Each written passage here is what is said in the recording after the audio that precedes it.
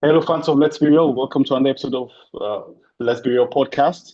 Today, I'm joined by Gaizka, to preview the game at the San Mames tomorrow against Atletico Bilbao, the high-flying Atletico Bilbao, I should put. And Gaizka is just, no ordinary fan, actually. Gaizka actually is the president of the Pentland Club, which is the biggest peña of Atletico Bilbao, which is outside of Spain. And I'm just going to, give a very warm welcome to Gaizka, and also Gaizka's socials are actually down in the description. But before we get to Gaizka, it's also important to give a shout out to the sponsors of our episode for today, and we have Manscaped, which the OG sponsors, and also let's not forget about that we're also part of Fanatics Network as well. You can go to Manscaped, take advantage of the Black Friday deals and Cyber Monday deals are still going on with the code LBR20, to get 20% off any purchase you make, and also from Fanatics, the world leading provider of sports gears. And yeah, finally, also it's great to also highlight that we are part of the Talksport Fan Network. Talksport is basically the biggest football radio network in England, and we're part of the network there as well. So after dropping our pleasantries, I'll once again welcome Gaizka, and just leave the floor to Gaizka to give the listeners an introduction of who he is, how he became a fan of Bilbao, and how they run the Pentland Club and what they do exactly. Guys, welcome and appreciate you. Hello, everybody. Thanks for the invitation. A pleasure to be here. Yes, well, my name is Salvador, but Gaizka is my name in Euskera, in Basque language. So I'm an avid athletic supporter, been so since my teenage years, around 16 years old. So started supporting Athletic from Mexico because my family name is from the Basque country. And once I started learning about the culture and my passion about football, it came together nicely at the intersection of Athletic Club. And now I'm a socio of Athletic. As you correctly pointed out, I helped a few friends of mine as when I was living in London to found Mr Pentland Club, and I managed it, and I was the chairman for many years. I believe like 11 years. But now and I'm only like in a supporting role, supporting in the communications role. The president is Alvaro, and he's based in London. So I'm based in Bilbao. Since the pandemic, I came over here to live. Yeah, very passionate about Athletic. It's a very special club for anybody who looks us up. It's a club that cherishes the development of talent and to field it and try to compete within our means without flashy signings, trying to stay as close as possible to what we think is amateur football. And we've been able to compete like that for over 125 years, and hopefully we continue to do so. And tomorrow we have a great match in San Mames against Real Madrid.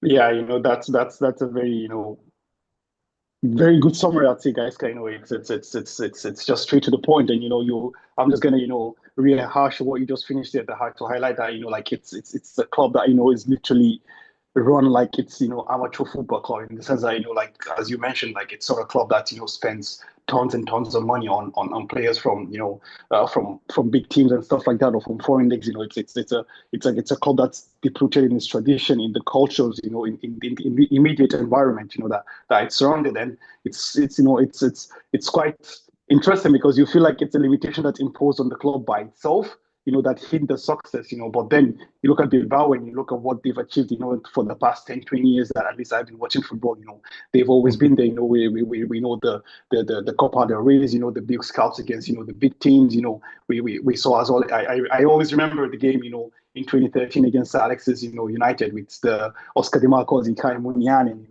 like that. I was there. I was in Old Trafford that night. Oh, okay, like that. For me, always like for some reason I don't know why. Like whenever I just think of Athletic Bilbao, like this is the game that comes to mind, because it's like you look at this, it's like Oscar Di Marcos, it's Ike Munian, it was Llorente, and so on and so forth. It's like a team of, as you mentioned, like literally can be an amateur team because like it's a team from the area now.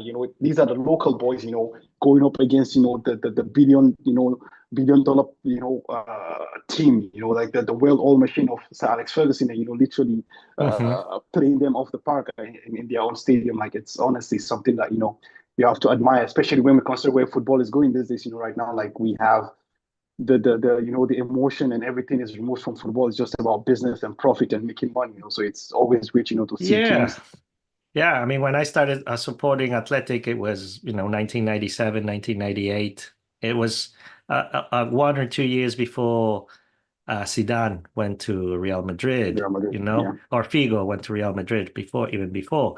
And that was a big splash back in the day, no? And suddenly, you take 25 years forward, you see Real Madrid, you see Man City, you see so many clubs that are just harnessing so much talent that it just creates a lot of inequality in football. But I think at the same time that makes it a lot more fun when it comes to teams like Athletic Club that just have a different way of competing. So tomorrow I expect a great atmosphere in San Mames, and we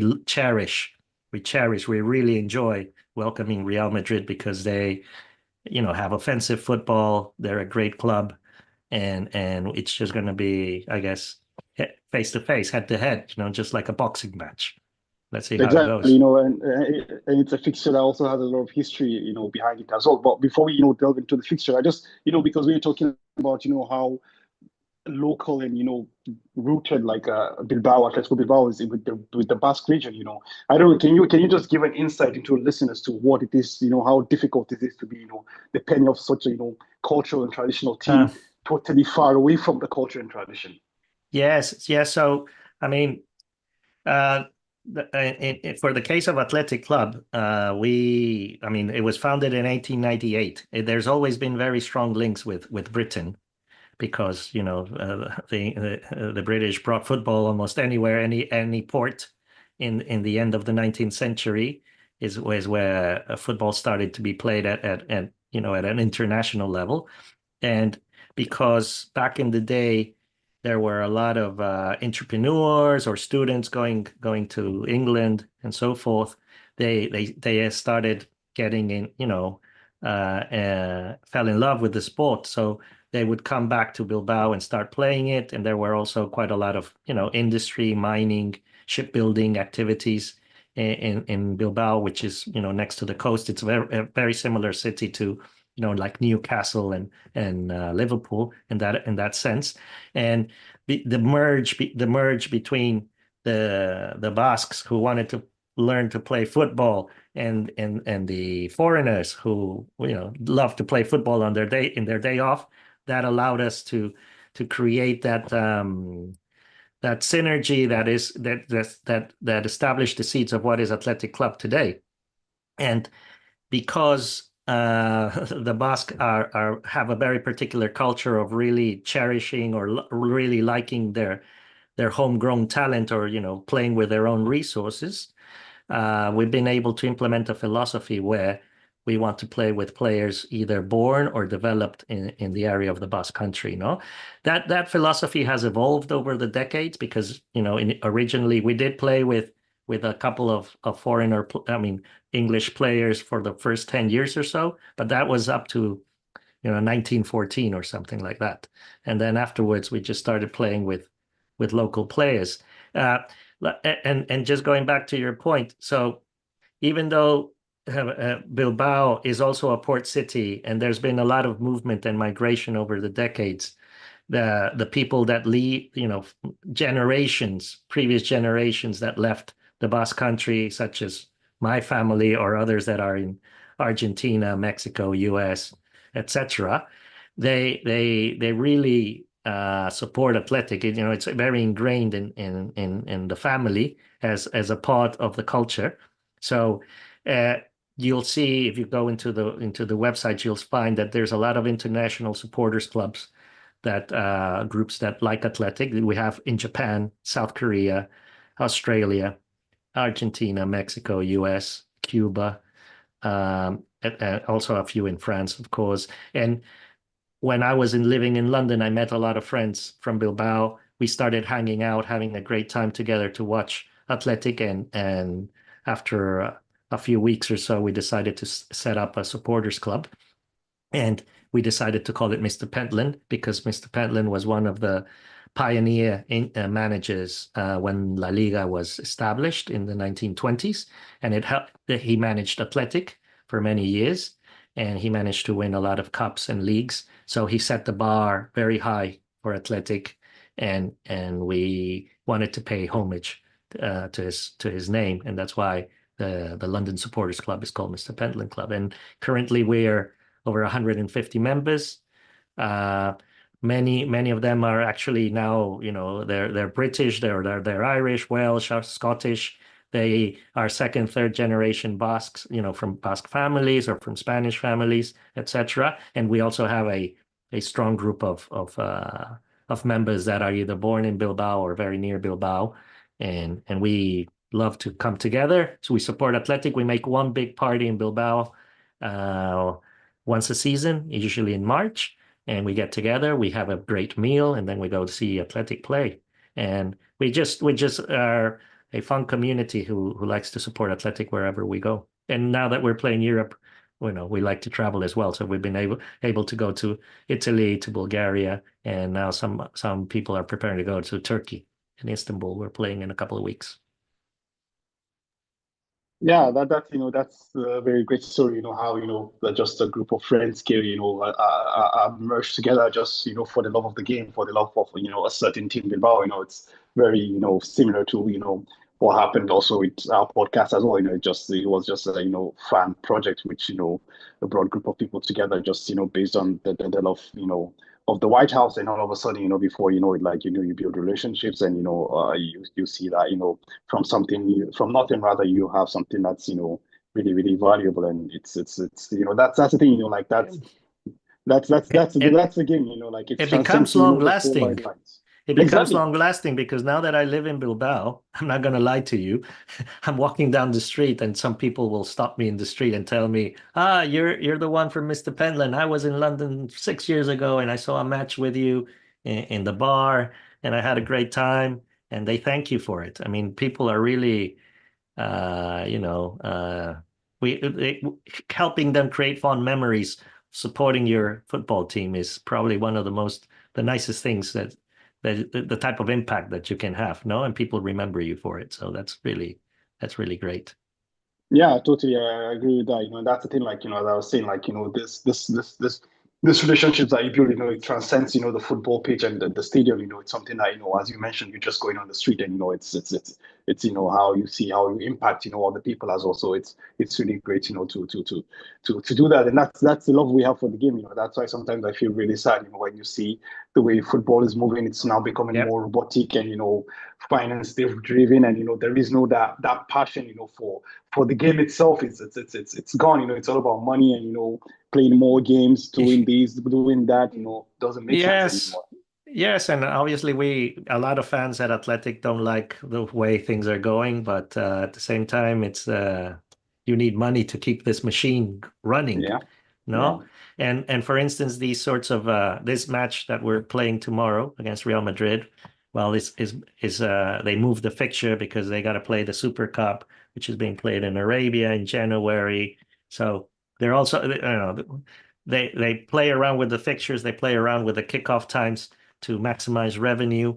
And we, the fans who have to go to the pitch at 9 p.m. and probably will get home around midnight, well, we're the ones who have to take one for the team, I guess. But without fans, football doesn't exist. That's for sure. No.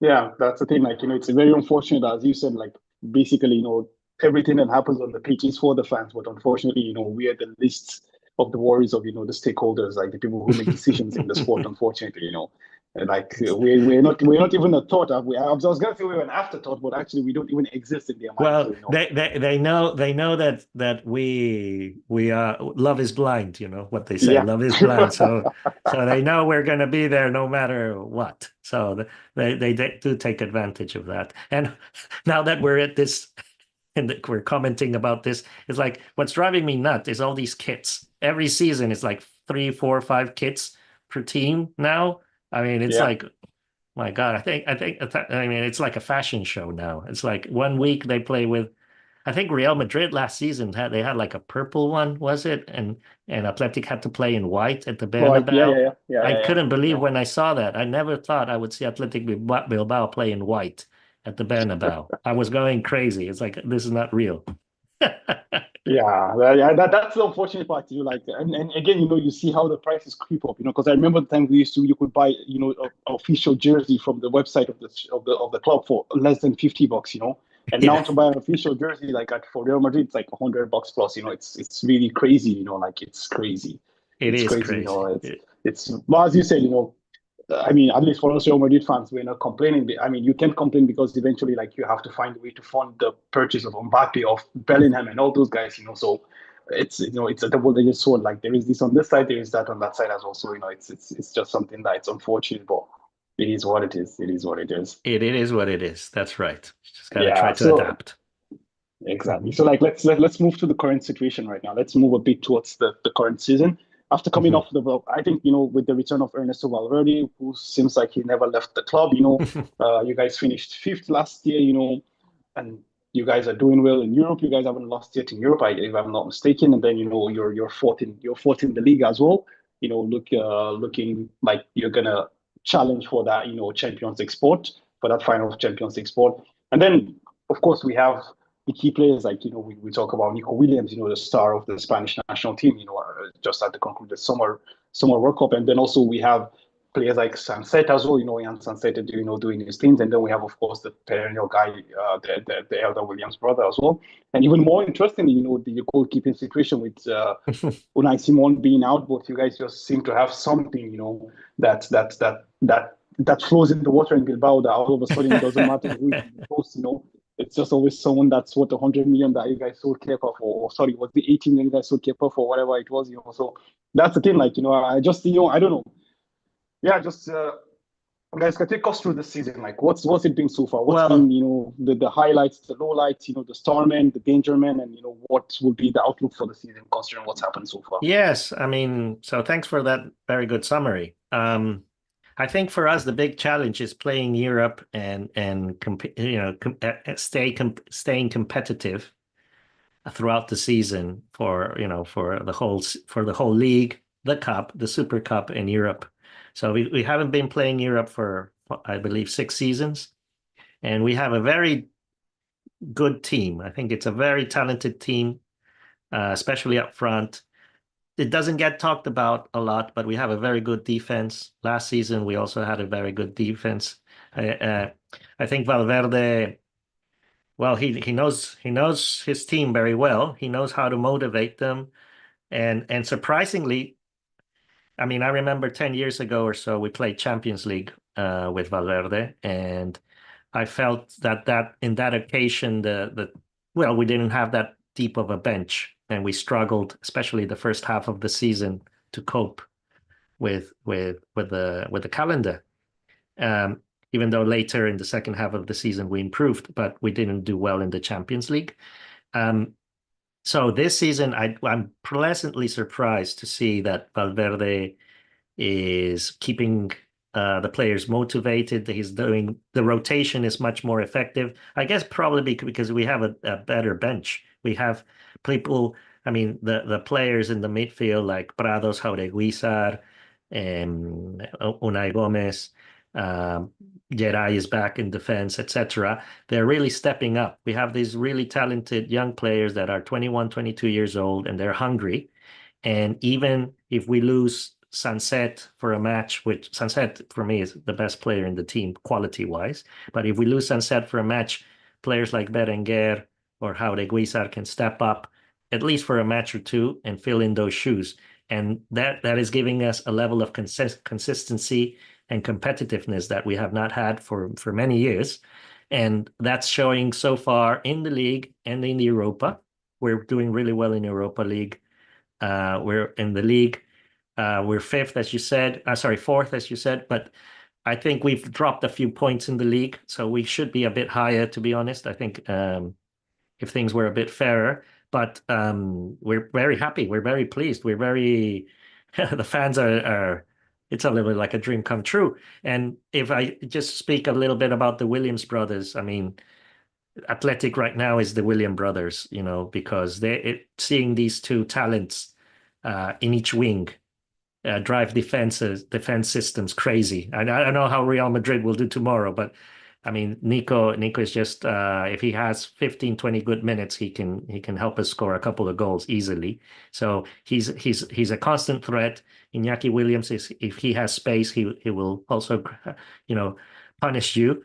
We have a very good striker, Guruzeta, who is pretty decent. I mean, obviously he's not at a level of Sunset or Nico Williams, but he's very decent and he has a killer instinct. And last year he scored over a dozen goals. I think if he repeats that type of performance, we're going to be competing for the Champions League for sure. And then, as you said, the goalkeeper situation, which is, I mean, you have to be, you're very lucky to have such a depth in that position. Unai Simon is a very experienced keeper now, even though he's still young. He's one of the captains of the team. Unfortunately, he was injured, but Julen has been playing also at an outstanding level. He's a natural talent, and I think Valverde it's a tricky situation in terms of which goalkeeper do you start. It'll be very interesting to see tomorrow who starts, because now Unai Simon seems to be very fit. I think you need to go with experience and make Unai Simon start. That would be my suggestion, but I'm not Valverde, so I'll be happy with whatever he chooses, But I think there's plenty of matches this season to keep the goalkeepers happy. And just as a final point, Julen was injured. Unai was injured at the start of the season. Our third keeper, Alex Padilla, who's from a Mexican mother, and but born in the Basque Country, he also did very well. He also did very well, and he was even called to the Mexican side for the international matches. So we got 3 international goalkeepers. So that's amazing. Yeah, so folks, you guys heard it here first. If you want, to be an exceptional goalkeeper, just pack your bags and move to the Basque region. So just a little bit on that. So I'm a member of Athletic. I'm a socio. I know I've been to Lezama a few times. I know that some of the people that work there. And what happens is that they have a very a very strict method in terms of selecting the goalkeepers. So it's on not only the physical, but it also it's not only the physical attributes, but it's also the temperament, the character of the player. When he's 12, 13, 14 years old, they start molding and shaping them. And by the age of 16, 17, they know if they have a good goalkeeper. So for those who are old enough, we have had great goalkeepers throughout our history. The most famous one is Chopo Iribar in the 60s and 70s, and Zubizarreta in the 80s, who later played for Barcelona.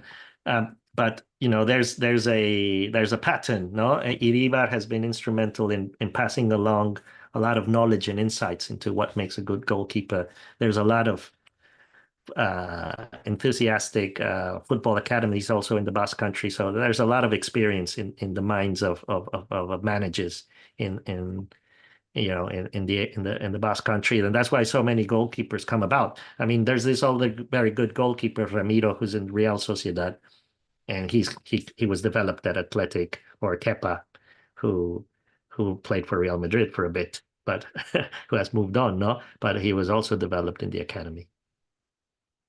Yeah, I know Alex Ramiro as well at Sociedad. I know he's also, a name in La Liga as well. And as you also highlighted with Kepa as well, it's been quite interesting, like the line of goalkeepers that have been coming out from, from Bilbao's academy. So just, to diverge a bit, let's, go through the comments and see if there's anything interesting there. Sure. So we have Mohammed Sunaid in the comment to say, big up the panel and Gaizka. He says Bilbao's youth policy is second to none. He was talking about when you were talking about the Mr Pentland work. He was saying football brings people together, and he was also highlighting the fact that the Williams brother, everything that's good with the athletic club, and their story is truly inspiring. Thank you. And then, we have Marcos here as well. Marcos says, let's try and win all the games before the new year. That will make an impact for the rest of the season. Hala Madrid. All right, so let's gradually move. We discussed about what your season's been like, and then for us, it's been, I don't know if you followed Real Madrid or not, but like it's been like an up and down season. We finally got the Galactico that we've been chasing, since the departure of Cristiano Ronaldo and Kylian Mbappe. And it's so far not looking too rosy yet. Although like Kylian Mbappe has the Uh, numbers, to back his game, but the performances are just not there. Can I just be honest with you? I'm very jealous of Real Madrid that you're always thinking that you should be first place every game. I mean, every week of the season. That's the ambition. I wish, Yeah. I wish Athletic had probably 4 weeks like that. But I think you're a bit spoiled. You have a great team, and the season is very long. Yeah. That's what I would say. Probably it has not started as you had expected, but that's what makes it a bit fun. No, but yeah, tell me about how do you see Real Madrid? I mean, there's this big controversy if Vinicius gets along with Mbappe, playing. What did they complement each other? No, what do you So think? that's the thing, about the complementing each other. It seems like, like you're having two left wingers, two phenomenally good left wingers. So like, how do you play together? So of course, like these are very intelligent and talented players, so they always find a way to play together. Case in point is, last season we played with two left wingers against Man City, at the Bernabeu, and Hmm. it was a phenomenal game. Rodrigo and Vinicius were absolutely phenomenal in that game. But so far, I think there's an issue. Like based on what I've seen, it's just that like Kylian Mbappe is suffering from confidence crisis, I think. It's not Hmm. about the fact that he's not gelling with Vinicius or lack thereof. I just feel like because, okay, the game we had at the weekend, like, we won the game. Yeah, he scored in the game, but like, there were chances that like he knew Kylian Mbappe would score in his sleep. Like, he got into like three very good positions that in his sleep he would score them. You understand? I'm not Yeah. okay. The game at Anfield, it was Anfield. Anything can happen at Anfield. You can look clueless and whatever. You understand? So it's fine. It's not a big deal. But the point is that like the situations he is getting into, like, okay, until I think this last 2-3 games in La Liga, like he looks like he's terrified of taking on defenders. He's always unable to keep his check his run. Like, he's always running offside and stuff like that. So it's the major thing I think is Kylian Mbappe is suffering from a confidence crisis, and I think also the team hasn't adapted fully to the kind of Hmm. play Kylian Mbappe is as well. You understand? Because Kylian Mbappe, as I've said, is that what I believe is that Kylian Mbappe is not an out and out striker. He operates better while he's attacking space. So this Completely is the agree. point. I completely agree, which was a big debate we had with Iñaki Williams a few seasons ago. And these players need a space. These players Exactly. need space. You can't put them Exactly. in the center against two defenders, sometimes three, and with their back against the The net. goal, yeah, Yeah, exactly. so So that makes it very hard. That makes it very, I exactly. mean, if he's not Benzema, he's not that type of player, no?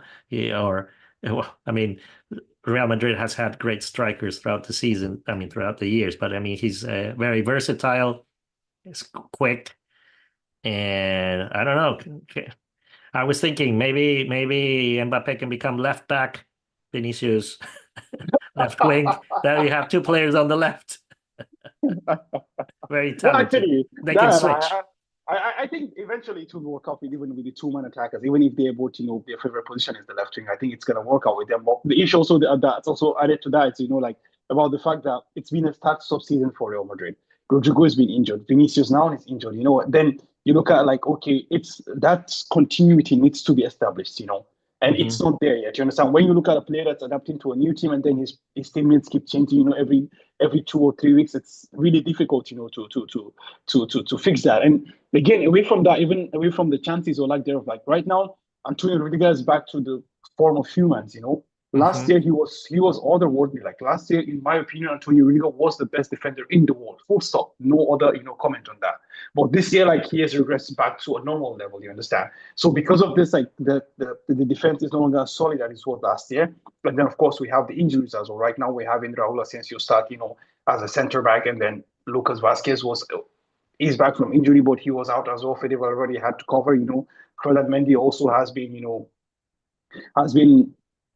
off it a bit as well defensively. So right now, Hmm. it's the team as a whole is just not clicking. And last year we also had injuries, but we found a way to go past all of that. Just that this year, I think we haven't been able to figure that out yet. And the team, I understand where you're coming from about the fact that Real Madrid fans are, like spoiled and all that, because eventually you look at the table, like I think Barcelona won or are winning right now. So like they're going to be 4 points ahead of us with 2 games in hand. So if we win our 2 games in hand, we go ahead of them, you understand?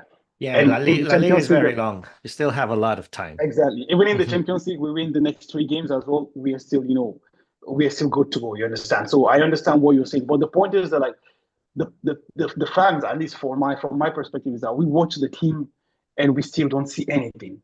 We still see that disjoint, performances. We're not seeing any connectivity. Okay, like it's fine, like you're trying, but it's not working. But we aren't seeing that attempt at trying.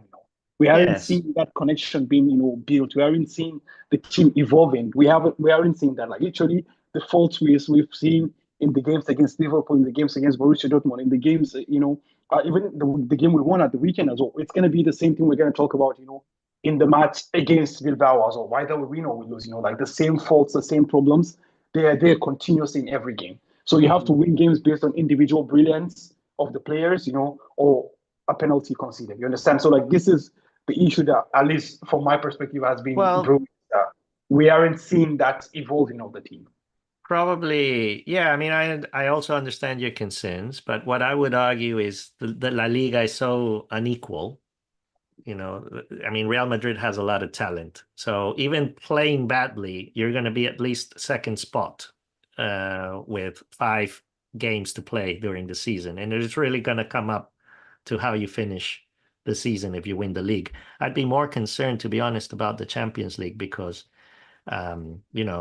probably how you did at Anfield is a little bit more troubling because that's it's a higher bar. Let's say it's a better, it's a higher, it's a test or, that didn't do well.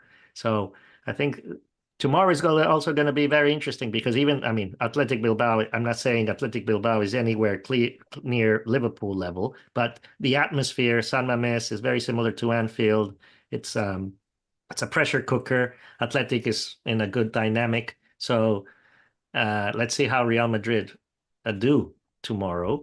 But I think the Champions League, it's looking a little bit more tricky. One would think that with the team Madrid has, that you'd be cruising along as well, no? But you also need to trust your manager. He's a great manager. Yeah. And he'll figure it out. Yeah, I mean, that's the thing. Like, the question now becomes like, with this amount of talent you have in the team, do you always want to keep figuring out every other season or every other game? Do you want to keep figuring it out? Like, for me, I'm a fan of a coach who has a system. That's why I kind of like I got disappointed in Diego Simeone when he moved away from his tested and trusted system. Right now the team is still trying to find an identity or something like that. But no matter what you do, even if it's like packing the bus with 10 men. Your players know what they're doing. It's fine, It's an art, like doing this is an art. Like that, creating that automation and that continuity is an art. It doesn't matter what kind of football you play. Either it's Guardiola's tiki-taka, or it's Klopp's Kingdom pressing, or you go to formations of the Diego Simeone, which is almost close to negative football. Whatever you do, as long as your players know what they have to do continuously. Like it doesn't matter who plays. Just like the goalkeeping situation we talk about, with Bilbao, because you guys have a philosophy, you have an idea that you install into these players. It doesn't matter eventually who comes in, you understand? So he's able to, it's possible to achieve continuity. But then, of course, Real Madrid has never been a team for this, But again, it's not like Real Madrid has always been like this. We've seen really good football, even under Jose Mourinho, who is, been labeled firstly as a defensive coach, even Zidane's first stint as well, even Carlo Ancelotti's first stint, It was free-flowing, fantastic football. Do you think younger generations know who Jose Mourinho is? I mean, I hope they do. No. Unfortunately, they do not, because when you go on the social media spaces and you see how people talk about Mourinho, you kind of want to just have a button and press rewind. Please go to 2004 and see what Mourinho's Chelsea were. Like you would know that this something different. You go to 2010 and you see what Inter were. In Italy and in the Champions League as well. I still remember when he eliminated Barcelona. What a great match. Yeah, exactly. And everyone always remembers the second leg at the Camp Nou, but they always forget that he won 3-1 at the San Siro. I mean, winning 3-1 at the San Siro was the game that he won the match. The match wasn't won at Camp Nou. The match was won in San Siro. So this is the thing. Like people always forget that as well. But and then you come to Real Madrid, like he was the first coach to win, to get 100 points. In Spain, he was the first coach to score 120 goals in the league. So you look at all these metrics, and like Mourinho was a totally different beast. And of course, right now it's he's getting older towards the end of his career, and yeah, football has evolved as well.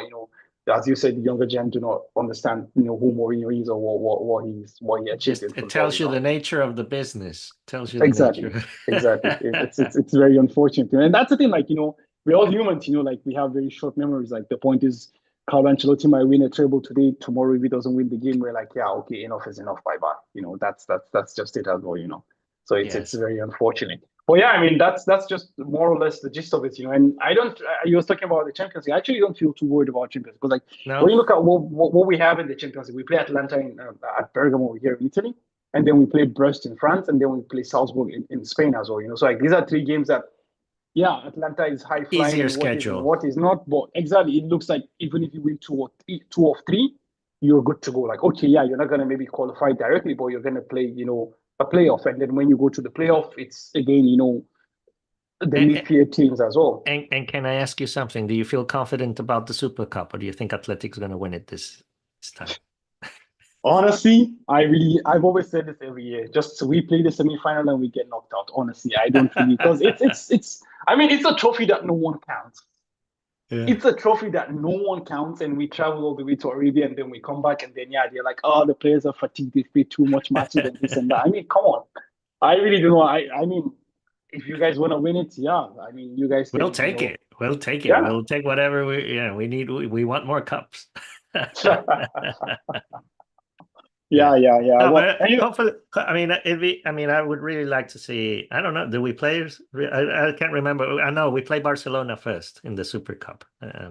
Athletic plays yeah, Barcelona first, and we'll see. See, if we meet Real Madrid in the final. in the finals, right? Yeah. Fingers crossed. Let's see. It's going to be quite interesting what happens there as well. Yes. But yeah, Yes. if you guys can deal with Barcelona, then we can see what happens. In the Royal Derby. I, Because I Bilbao against yeah. Real I Madrid. mean, I do think Athletic lately in the last few seasons we know how to play Barcelona a bit better. I mean, we're more competitive against Barcelona, and in the cup we've eliminated them a few times. But Real Madrid is definitely, I think, well, harder for us. Uh, yeah, I mean that's the thing as well. Like, if I'm not mistaken, we haven't lost to you guys. I think since 2015, I think, or 2016, something like that. Mhm. Yeah, I think Yes, it's it's it's I mean, in the last few seasons, the matches have been competitive yeah. somewhat, but usually Real Madrid takes it. Yeah, that's the thing, as they say, like, it's the story with the Champions League. You always play the game, and Real Madrid wins one way or another. You never know how it happens. Well, I was in Madrid. I was in Madrid during the match versus Man City last season Yeah, yeah, it was what extra time, or yeah, extra time. No, that you eliminated Man City, was it? yeah. Um, Well, the first leg was in Madrid, so there wasn't extra time. I was actually in Madrid mhm. then as well for the first leg as well. Yeah, So I was in a bar in Madrid. I was quiet. I didn't support Madrid, but I was having having a few drinks, and I enjoyed the match quite a lot. Good to see Real Madrid play such different football to beat Man City that match. No, yep, yep. so I still remember De Bruyne had a very good opportunity. He missed it, and I We think that missed was it. the Yeah, match. That was the yeah, match. yeah. That's true. Mm. That's true. Well, let's slowly move towards wrapping things up, and I don't know, guys, if you just want to go through the Pro Bowl lineup or what you think would be the potential lineup for Well, I mean, tomorrow. I think Valverde is usually I think good managers don't need to tell anything to the players for these type of matches. The players will be highly motivated, just make be true to yourselves and give it all you got in the pitch. The atmosphere is going to be electric. I mean, a lot of fans are. I mean, I think probably there'll be around 50,000 fans tomorrow.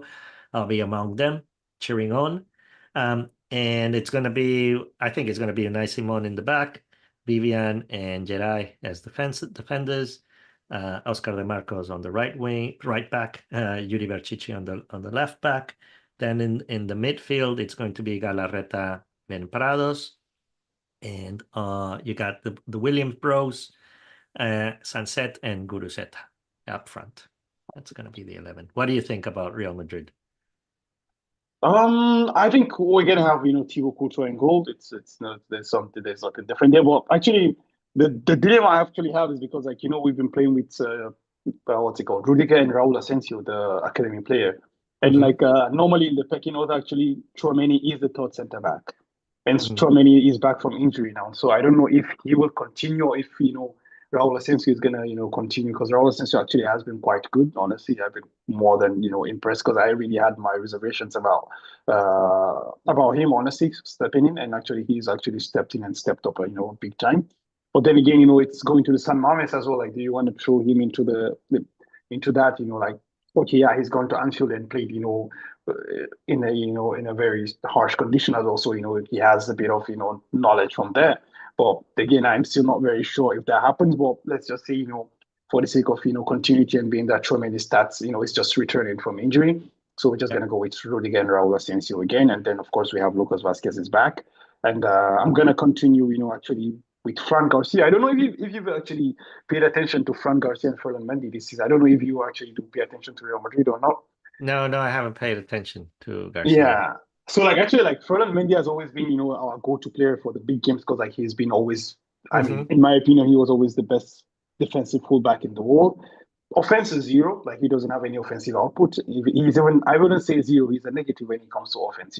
But like defensively, like it was impossible to get past him. But then all of a sudden, for the past 1.5 months, like Ferland Mendy has also become, basic. I don't want to say a burden defensively, but like his level has dropped a lot. That now Fran Garcia is getting a lot of shout, and right now because the team also is being disjointed offensively as well. Like the output you get from Fran also is really appreciated right now. So for that, I'm just gonna go with Fran. But then my mind tells me like Carlo is gonna go with the tested and trusted Ferland Mendy. Well, you got to stop the William brothers somehow. Exactly. So this is what I'm thinking as well. Like it's the point is will be to try to reduce the impact of the William brothers. Because already we have on one hand Lucas Vasquez who is already like defensively frail. Of course like you're gonna balance that with a bit of Fede already doing a lot of plugging in. So on the other hand as well you would want a more defensively stout fullback as well. So for that reason maybe Ferland Mendy goes. But I would also just want to continue with at least for my selection I will go with Fran Garcia. So basically, it's a back four of Fran Garcia, uh, Rudiger, Raul Asensio, and Lucas Vasquez. And in the middle of the park, Camavinga is out injured anyway. So we're going to continue with Luka Modric, uh, Yeah, Jude that's Bellingham, that and that, Fede that I did want Valverde. to ask you about Modric. So you're confident he starts tomorrow? Because yeah, I Yeah, mean, okay. I think Luka Modric starts. Like Camavinga is already out injured, so that's the thing. And Hmm. considering the fact that Dani Ceballos played literally almost, I think he played 90 minutes or almost 90 minutes. I can't remember exactly at the Yeah. weekend, albeit in a very, very good game. It was one of the better games from Dani Ceballos, for Real Madrid this year. He was really, really, really effective, honestly. Modric usually does very well in San Mames, and I mean, Exactly. we appreciate his talent. Of course, he's a Yeah. legend. He's a legend. And last season Bellingham destroyed us in San Mames. I mean, he's the Yeah. one who Yeah. single-handedly won the Scored the match. two goals. Yeah, exactly. Actually, the game last season was really, really drab. I was quite surprised because like it was the first game of the season, if you remember, it was a 2-0 victory as well. And Yes. I was really surprised, like how, because I always knew that, when you go to the San Mames, it's always, full throttle, like, there is no rest. Even if you lose, like, even if you win, sorry, you know that you won by, leaving everything on the pitch. But the game was really dry and it was like, maybe it was We because it we was the we first game of we the we were season. very disappointed on Athletic. I mean, I was very annoyed by our performance. I think they were a bit on holiday, to be honest, because it was still August, and it's very tough to start the season against Real Madrid in August, I guess, In probably. August, yeah. But yeah, Yeah, we didn't show up to that match. yeah, exactly. Mhm. So we're expecting a proper game. And also, like, yeah, as you mentioned, the team with Luka Modric, I think if I'm not mistaken, I think last year he also got an ovation at the San Mames as well. I think that's one thing you have to credit the fans for, like they appreciate, class when they see it. And yeah, I do think, Luka, because I think Luka has actually been quietly quite good, not phenomenal at that level. But the point is right now, like unfortunately everything's been just so up and down with the team that, when a player plays, even just above average, like it's something that you appreciate right now. So I think, we continue with that. I think because Rodrigo is back, so we expect to see Rodrigo and as well as Kylian Mbappe up top. But then the question now becomes who becomes the fourth player. Is it going to be a third attacker? Is it going to be a fourth midfielder? So I'm going to go with Brahim Diaz, as a third attacker, just to lay out the 4-3-3 formation, or maybe even the time, something like that. Because Brahim actually has been quite good. But the problem I have with Brahim is that he has yet to, convince me that he can be an impactful starter. I always feel like when Brahim comes on after the 60th minute, he's really, really, really, he's really, impactful. But then once he starts a game, like I feel like he's not able to, have the same impact on the team. And for some reason, it seems like Carlo Ancelotti is not fully trusting, Arda Güler yet. So because I think he started the other game, so I think now he's gonna start from the bench this time around. So I'm just gonna go with Brahim. So it's just like a midfield three of Modric, Bellingham, and Fede Valverde, and then a 4-3 of Rodrigo, Kylian Mbappe, and Brahim Diaz. I think whatever you put on the pitch, it's going to be a good team, and we're going to struggle. And we just hope that our defenders are rock solid, and that our goalkeeper has a good night as well. So we also need to we need to control the match, but also have good luck. Yeah, so what's left now for us is just to go to the predictions. But before we do that, let's go into the comments and see what we have. So we have Sid in the chat. Sid is asking, okay, I think that's for you guys. Guys asking, what's your opinion on Nico Williams? His heart is set on Barcelona, but with Rafinha doing so well, do you think he moves to the Premier League next season? Well, we've had these sort of cases in the past where very good players are too good for Athletic, let's put it in those words, because it's very hard to retain talent, especially with the salaries that they can perceive elsewhere, no? So I mean, what I would like to see happen is that Athletic renews Nico with a very good contract this season and a high release clause. And if that takes place, I mean, if we renew him, then probably he'll stay for 2 more years, and then he'll move on to probably the Premier League, because there's a lot of Basque managers in the Premier League. And I'm sure either Arteta, Emery, Iraola, or somebody like that is going to convince him to move. But I do think that the best anchor for Nico to stay at Athletic is his brother Iñaki. So, I mean, at least 2 or 3 more years playing with his brother, and he's still very young. He still has a lot to develop. Also, we have this saying, do you prefer to be the head of the lion? The head of the lion? No, do you prefer to be the head of a mouse or the tail of a lion? As in, if Nico stays at Athletic, he will be the leader, or he'll be leading the franchise. But if he moves elsewhere, he's just going to be one more player of a very talented team.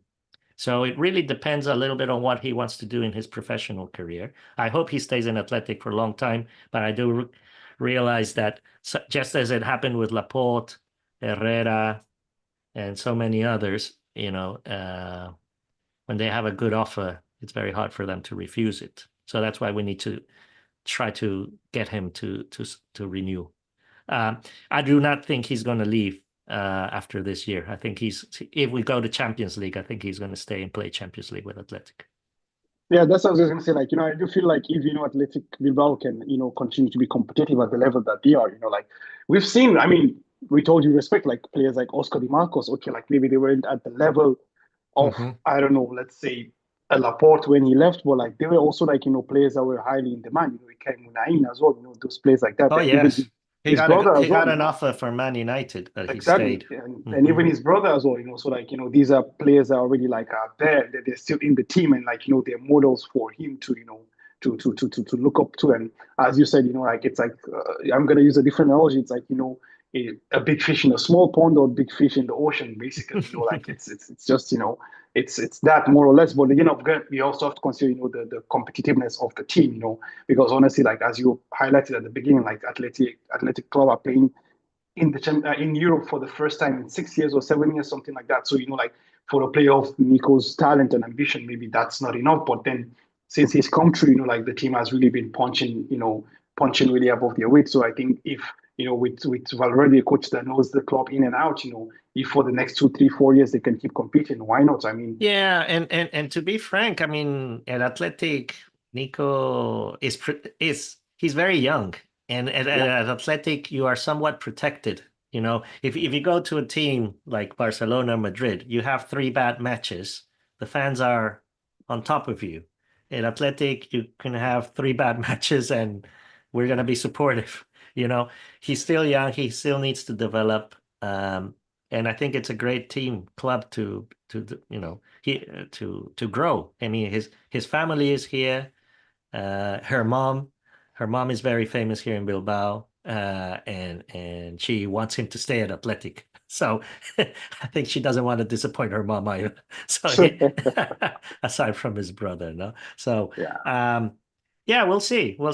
But whatever happens, Athletic will remain competitive. I mean, that's after over 100 years, we're still going to be competing. Doesn't matter who leaves the club. You could Vivian, defender, fantastic defender. I think he's a fantastic defender. Yeah. Doesn't get, he's not in the media. And okay, that's great. I don't want people to talk about Vivian, but he's great. Unai Simon is amazing as well. These players could leave next summer if the offer is really good, but hopefully they stay, because we're trying to you know it's not only that we have a different type of football club, the players also need to reflect that when they're decision making, no. So I think that's important. Yeah, that's very true. Also, like Vivian is a very good name that you mentioned, and I think like let's keep an eye on that because I think the Premier League clubs or one of the big teams in Spain are gonna most likely be pouncing on I, that I, because he's I don't playing know for if you Spain. So did you see Sunset last weekend, the goals he scored against Rayo Vallecano.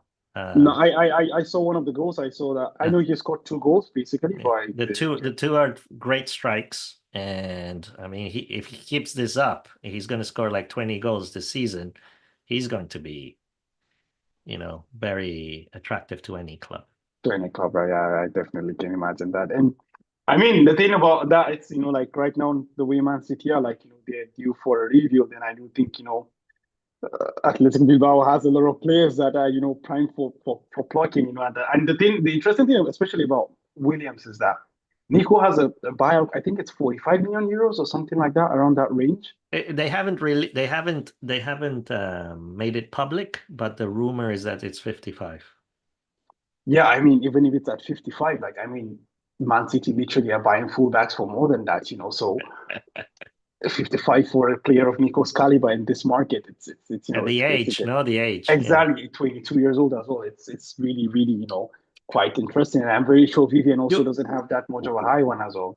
I mean, a frank question: would you want Nico at Real Madrid with Mbappe and Vinicius playing? I don't know if there's enough space. Nah, unfortunately, I have to decline that. Like, I would love him, but like, just due to the lack of space, I mean, we have already Vinicius, Rodrigo, Kylian, Mbappe, and we're Yeah. finding difficulty on how to fit them also. And the point is that they all have similar profiles. So this is the point. If it was a player like Sunset, like it's a player with a totally different profile, you'd be like, okay, yeah, he offers something different to the team. You find a way Yeah. to calibrate around it. But like already, we have three players of the same profile. Adding a fourth one is just extra headache. Yeah, I mean, and completely, I'll be completely honest. I think Sunset is more irreplaceable than Nico Williams for us because he's that what is Link it? basically. The link between the midfield and the attackers. Yeah, And yeah. if I mean, I recommend people to see Sunset when he's playing with his back against the net, and he's almost like a striker, pulls down the ball, controls it, and then turns. And he never loses the ball. This He's about always controlling the ball and then distributes the ball. And then that gives the ball to Nico, to Iñaki, and we could come up with the plays. But Sunset is the pillar, cornerstone. all right. Let's go on. Like another question we have here is like, is the Europa League a realistic target for Athletic Club? Oh, well, I mean, the answer is yes. Of course, it's a realistic target. Probably Athletic doesn't want to make a big fuss about it, but the final is being played in San Mames this Yeah, season, and all the fans Nobody's getting married that weekend. That week, nobody's doing anything. Everybody's staying in Bilbao. Nothing is happening. Yeah. So I think we have a decent shot to at least get to quarterfinals. And then it's up to, what's this, what is our level of performance when you hit that stage of the season. But I think we definitely will be in the quarterfinals. And playing in San Mames during the knockoff stages, that's a big plus. And then if we know the final is in San Mames, it's a great motivator. We've fallen short twice on the Europa League in the past, and I think winning it would be a culmination to show at a more international level that Athletic is a very competitive club with its different philosophy.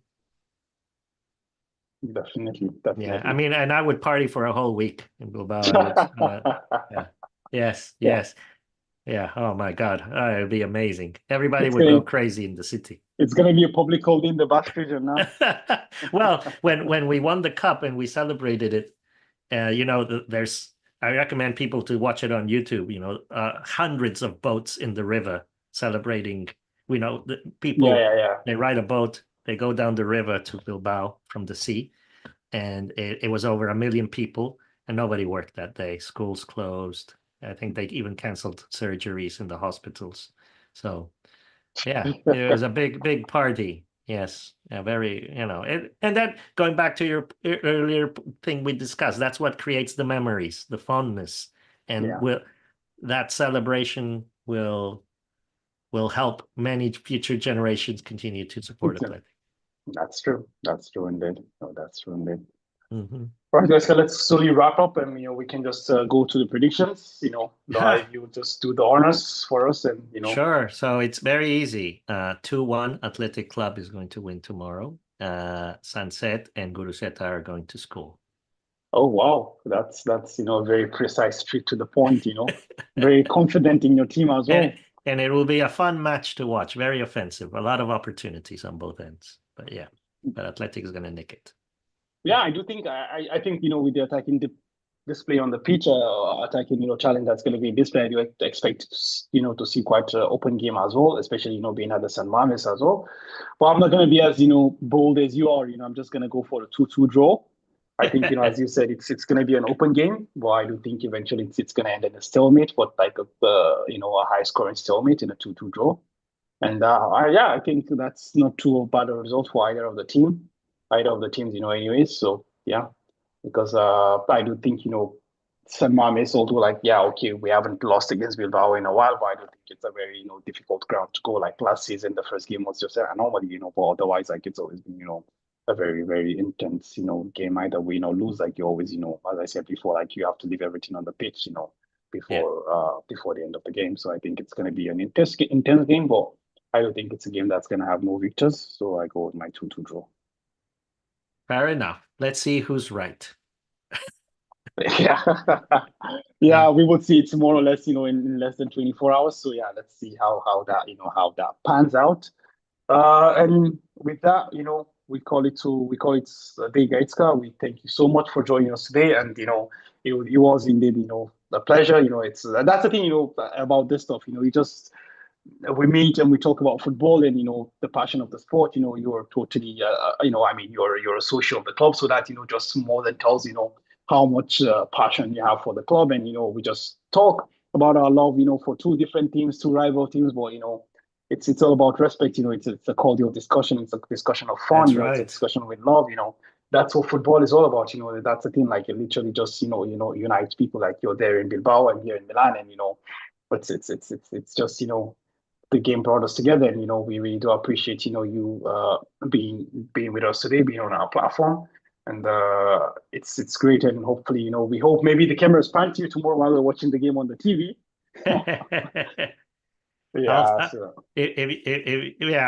Yeah, I'll be there in the pitch with some friends, and my mom is coming along tomorrow, so yeah, I'm looking forward to the occasion. And I just want to echo, it's been a pleasure chatting with you, and hopefully we will repeat someday. Yeah. And whoever wants to know more about Athletic or Mr. Pentland Club, have a look in social media and send us a message. Yeah, about that, like the descriptions are down. Sorry, the links to the socials of Mr. Pentland Club is actually down in the descriptions below. You can find them, and you definitely should give them a follow, give them a listen, and just to I mean, it's the love of the game. Even if you're not a Bilbao fan, it's just for the love of the game, and that's just the thing. It's the love of the game is just what unites us in this. Either it's Real Madrid or the team, yeah. So you just give them a follow, give them a shout out, and just show them some love as well. And furthermore, Yeah. let's not forget we have the sponsors for today's episode, Manscaped. That I mentioned earlier, the Black Friday, Cyber Monday deals are still going on, with the code LBR20 to get 20% discount off of the products you purchase, and as well as Fanatics as well, the leading provider of sports gear worldwide. You can find merchandise from football to American football to NBA and so on and so forth there on the website as well. And finally, we are part of the Talksport Fan Club. So Talksport's the leading radio show in the UK. We're part of the network right now, and it's an honor to be part of that network. So also you can find the links to all that down below in the description as well. And finally, shout out to our partners at Real Madrid Committee. Check them out on Instagram. They have a lot of cool artwork and fun work. Graphics and what's not on Instagram. So just check them out and also drop them some like and. To our audio listeners as well, shout out to you guys, and when you guys get the chance, just join us on the lives, and we can make a go together, answer your questions, and have a bit of banter back and forth, and yeah, I guess with that we would call it a day. And guys, so we have the tradition whereby we say Hala Madrid at the end of the pod. I don't know if you would be willing to say anything or not, but yeah. Anyways, I sign out by saying Hala Madrid as usual. Au Athletic. Cheers.